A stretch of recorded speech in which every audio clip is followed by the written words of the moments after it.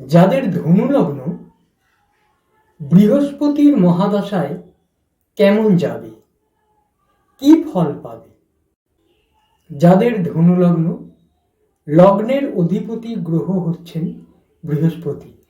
এছাড়াও চতুর্থ স্থানের অধিপতি গ্রহ বৃহস্পতি, মানে সুখ, সম্পত্তি, গৃহ, মাতা এবং বিদ্যাস্থানের অধিপতি গ্রহ হচ্ছেন স্বয়ং বৃহস্পতি।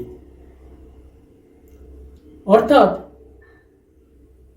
বৃহস্পতির মহাদশা যে 16 বছর চলবে, এই সময় জীবনের খুব সুখকর সময় হবে। সব দিক থেকে জীবনে সফলতা অর্জন করে থাকবে। যারা পড়াশোনার জীবনে আছে, এই দশা চলাকালীন যে কোনো দিকে, যে কোনো স্ট্রিম নিয়ে পড়াশোনার রাস্তা তাদের সামনে খোলা থাকবে। হায়ার এডুকেশনে পৌঁছে যাওয়ার রাস্তা তাদের সামনে পরিষ্কার থাকবে। পড়াশোনার জীবনে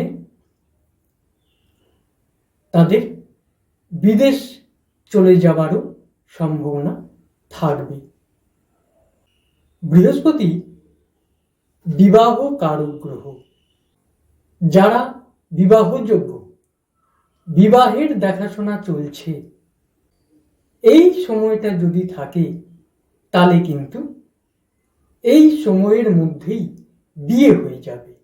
বিশেষ করে কোন কোন সময়গুলো বিশেষ ইম্পর্টেন্ট এবং সাপোর্টেবল, সেই সময়গুলো আমি বলে দিই।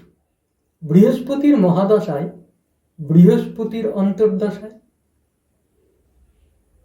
মঙ্গলের অন্তর্দশায়, রবির অন্তর্দশায়, চন্দ্রের অন্তর্দশায় বিবাহ অবশ্যই হয়ে যাবে। এই অন্তর্দশাগুলোর মধ্যে যে কোনো একটা অন্তর্দশায় বিবাহ সম্পন্ন হয়ে যাবে। যারা বিবাহ করে ফেলেছেন, বিয়ে হয়ে গেছে, তাদের এই সময় সন্তান যোগ বিদ্যমান থাকবে। সন্তান হবার সম্ভাবনা খুব বেশি থাকবে। বিশেষ করে পঞ্চমপতি, নবমপতির অন্তর্দশায় সন্তান লাভ হয়ে থাকবে। যারা কর্মজীবনে আছে, চাকরি করুক, ব্যবসা করুক, প্রফেশনেই থাকুক, জীবনে কিন্তু প্রচুর এস্টাবলিশমেন্ট আসবে। চাকরি ক্ষেত্রে উঁচু পদে নিয়োগ হবে, প্রমোশন হবে। ব্যবসা ক্ষেত্রে একাধিক রাস্তা খুলে যাবে, একাধিক শাখা খোলার সম্ভাবনা থাকবে। যারা প্রফেশনে আছেন, জীবনে হিউজ এস্টাবলিশমেন্ট পাবেন। এই বৃহস্পতির মহাদশায় জীবনে মান, সম্মান, খ্যাতি, যশ, ঐশ্বর্য, অর্থ, গাড়ি, বাড়ি, জমি, সকল কিছু হয়ে যায়।